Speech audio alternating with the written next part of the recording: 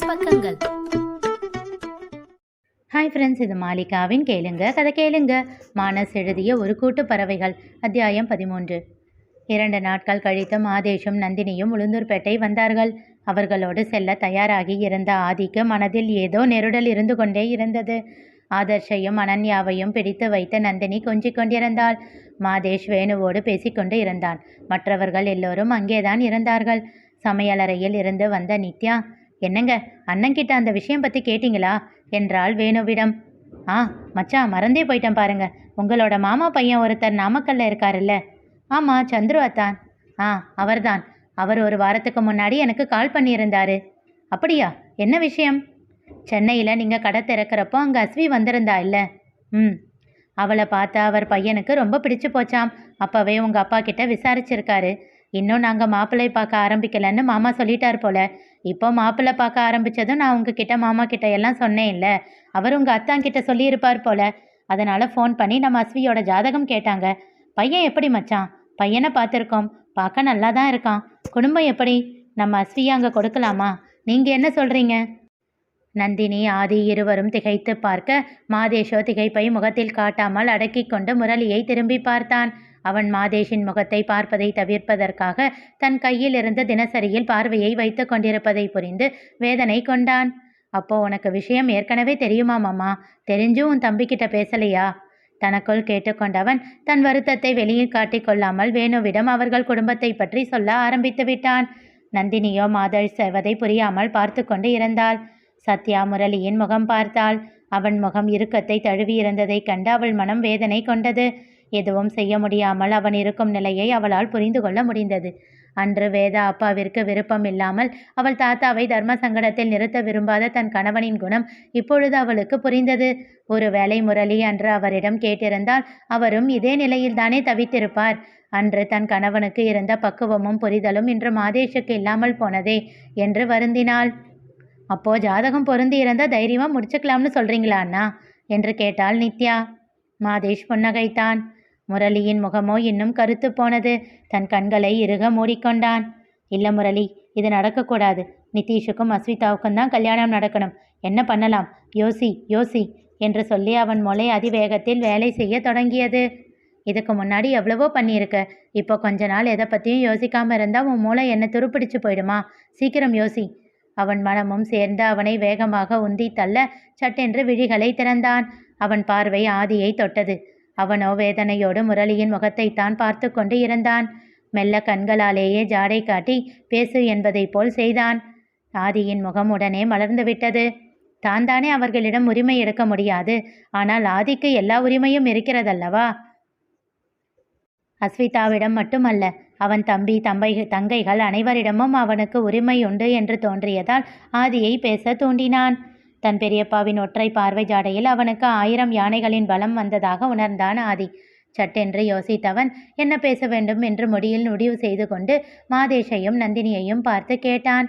மாமா, அத்தை, எங்கள் அப்பா உங்ககிட்ட கேட்ட மாதிரி உங்கள் அத்தான் உங்ககிட்ட அஸ்வி பற்றி கேட்டால் நல்ல விதமாக சொல்லுவீங்களா?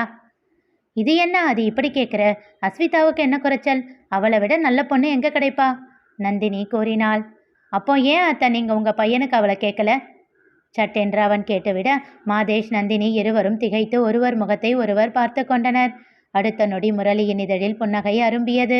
ஆதி அப்படி கேட்டதும் வேணு, நித்யா இருவரின் பார்வையும் சட்டென்று முரளியிடம் சென்றன. ஏனெனில் ஆதி தைரியமாக இவ்வளவு பெரிய விஷயத்தை எப்படி பேசுகிறான் என்று இருவருக்கும் சந்தேகம் எழுந்தது. அதனால் இருவரும் ஒரு சேர முரளியை பார்க்க முரளி தன் பார்வையை கையில் இருந்த தினசரியில் பதித்திருந்தாலும் ஆதியின் பேச்சில் மகிழ்ந்தது அவர்களுக்கு புரிந்து போனது. சொல்லுங்க அத்தை என்றான் ஆதி மறுபடியும். மாமா, நீங்களும் அமைதியா இருக்கீங்களே என்றான். மாதேஷ் என்ன சொல்வது என்று தெரியாமல் பார்த்து கொண்டிருக்க, அதுக்கென்ன, கேட்கலாமே என்றாள் நந்தினி. அவள் கூறியதும் ஆதி நித்யாவிடம் கேட்டான். ஏமா, அத்தையும் மாமாவும் நிதிஷுக்காக அஸ்வியை கேட்டால் நீங்கள் வேண்டாம்னு சொல்லுவீங்களா என்ன? வேணு பார்வையிலேயே நித்யாவிடம் சம்மதம் தெரிவிக்க, நாங்கள் ஏண்டா முடியாதுன்னு சொல்ல போகிறோம், சந்தோஷமாக அனுப்பி வச்சிட மாட்டோமா என்றாள் நித்யா. முரளி இப்போது மாதேஷை பார்க்க அவன் பார்வையை உணர்ந்தவன். அப்போ உங்களுக்கு ஓகேவா என்றான் வேணுவிடம். மித்ரா வேகமாக அவனிடம் வந்தாள். அண்ணா, கேள்வியெல்லாம் எதுக்கு, டக்குன்னு கேட்டுடுங்க எங்கள் வீட்டு பொண்ணை வேற யாராச்சும் கொத்திக்கிட்டு போகிறதுக்கு முன்னாடி சீக்கிரம் என் மருமகனுக்காக கேளுங்க என்று சொல்லி சிரித்தாள். என்னடாம்மா இப்படி சொல்கிற? நம்ம நிதிஷுக்கு இல்லாத உரிமையா என்றான் வேணு. அப்போ நிச்சயத்துக்கு நாள் பார்த்துடலாமா என்றான் மாதேஷ். அதை கேட்டதும் எல்லோரும் சந்தோஷமாக கையை தட்டி ஆர்ப்பரித்தனர். அதன் பிறகு நிச்சயதார்த்தம், கல்யாணம் என்று அடுத்தடுத்து செய்வதை பற்றிய பேச்சுகள் அரங்கேற ஆரம்பித்தன. ஏதோ அப்பொழுதே வீட்டிற்கு கல்யாண கலை வந்துவிட்டது போல் தோன்றியது. சந்தோஷத்தில் துள்ளி குதித்தான் ஆதி. உடனே நிதிஷை அழைத்து நிகழ்ந்ததை சொல்லிவிட்டான். இது நிஜம்தானா இல்லை கனவா என்ற ரீதியில் திகைத்து போய் அமர்ந்திருந்தான் நிதிஷ். என்ன மாப்ள, அதுக்குள்ளே என் தங்கச்சி கூட டூயட் பாட போயாச்சா? ஓகே ஓகே என்று கிண்டல் செய்துவிட்டு அழைப்பை தொண்டித்தான் ஆதி. அதோடு வீட்டில் எல்லோரிடமும் திட்டவட்டமாக சொல்லிவிட்டான். அஸ்விதாவிடமும் அவன்தான் இந்த விஷயத்தை தெரிவிப்பான் என்று. நீயாச்சு உன் தங்கச்சியாச்சு என்று வீட்டில் உள்ளவர்கள் ஒதுங்கி கொண்டனர். சந்தோஷமான பேச்சுகள் நடந்து கொண்டிருந்த வேளையில் மாதேஷும் நந்தினியும் முரளியை பார்க்க அங்கே அவனும் சத்யாவும் இல்லை. குழப்பத்தோடு அவர்கள் அறையை நோக்கி இருவரும் சென்றனர். அப்போதுதான் கதவை திறந்து வெளியே வந்த சத்யா மெதுவாக சத்தமில்லாமல் கதவை மூடிவிட்டு வந்தாள். சத்யா, மாமா எங்க என்றான் மாதேஷ் முகம் கொள்ளா புன்னகையோடு. ஒன்றுமில்லை, கொஞ்சம் தூக்கம் வருதுன்னு தூங்கிட்டு இருக்காரு மெல்லிய புன்னகையோடு கூறினாள் சத்யா. அதை கேட்டுக்கொண்டே அங்கே வந்த கிரி சத்யாவிடம் கோபமாக கேட்டான். இப்போ எதுக்கு நீ தூங்குறாரு? என்ன ஆச்சு கிரி, என்ன இது இப்படி பேசுற? அவர் தூங்கக்கூடாதா என்றாள் நந்தினி வருத்தத்தோடு. இருங்கக்கா, உங்களுக்கு தெரியாது என்று அவளிடம் சொல்லிவிட்டு சத்யாவை முறைத்தான். எத்தனை தடவை சொல்லியிருக்கோம் எதையும் யோசிக்க வேண்டாம்னு, இப்போ என்னத்தை யோசிச்சாரு? ஒரு முறை மாதேஷை பார்த்துவிட்டு கிரியை சமாதானம் செய்ய ஆரம்பித்தாள் சத்யா. ஒன்றும் இல்லடா, நீ வா, கொஞ்ச நேரத்தில் எழுந்துடுவாரு. அவன் கையை பிடித்து இழுத்து கொண்டு அவள் செல்ல முனைய கோபமாக கையை உதறிவிட்டான் கிரி. ஏன் நீ 2 பேரும் இப்படி பண்ணுறீங்க? நீங்கள் சொல்கிற பேச்சை எல்லாம் கேட்டுதானே நாங்கள் எல்லாரும் வளர்ந்தோம். இப்போ நாங்கள் சொல்கிற ஒரு விஷயத்தை கூட கேட்க முடியலனா எப்படி? எங்களுக்காகவா சொல்கிறோம்? அவன் குரலை உயர்த்தி கத்த ஆரம்பித்தான். கிரி, என்ன இது, எதுக்காக இப்படி பேசுகிற என்றான் மாதேஷ் கொஞ்சம் அதட்டலாக. இல்லை மாமா என்று அவன் சொல்லி கொண்டிருக்கும் போதே அனைவரும் அங்கே வந்துவிட்டனர். என்ன ஆச்சுடா என்றான் நந்து. பாருங்க அண்ணா, அண்ணன் இப்போ தூங்கிட்டு இருக்காராம். எல்லோரின் முகமும் சடுதியில் சுருங்கி போனது. ஏங்கா என்றாள் பிரியா சத்யாவிடம் வருத்தத்தோடு. ஐயோ, எனக்கு புரியல, மாமா தூங்குறதுக்கு எதுக்கு எல்லாரும் இப்படி பிரச்சனை பண்ணிக்கிட்டு இருக்கீங்க என்றான் மாதேஷ் கொஞ்சம் கோபமாக.